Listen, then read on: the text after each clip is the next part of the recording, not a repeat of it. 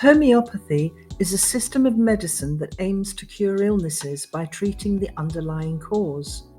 A homeopath looks at the emotional state of a patient as well as the physical symptoms of an illness or a disease and decides on a treatment or remedy accordingly.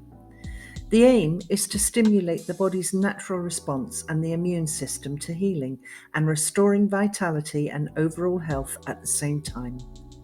A patient may have visited a medical practitioner first and found that conventional treatments and drugs hadn't helped, and in some cases, the homeopath may be the first point of call. Either way, medical practitioners and homeopaths can work together in order to help the patient, since this can be the only motivation. A homeopath will advise you to keep your doctor informed of all the remedies and treatments that you are receiving. Sometimes you may be referred to your doctor by the homeopath for checks or tests in order to rule out serious illnesses. A homeopath works in 3 different ways.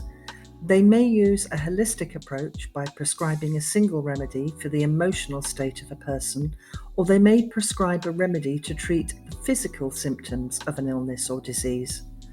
Sometimes they may need to prescribe a mixture of various remedies made into a single formula, since the mental state and the physical state of a person are considered. As every person is different, so the treatments are different, with remedies being constructed to suit individual needs and disorders.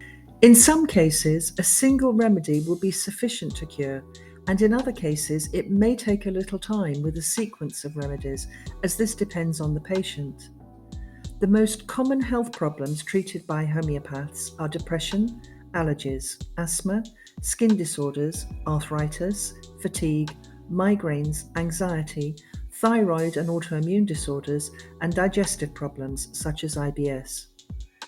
Remedies are natural medicine coming from natural substances, which include herbs and plants.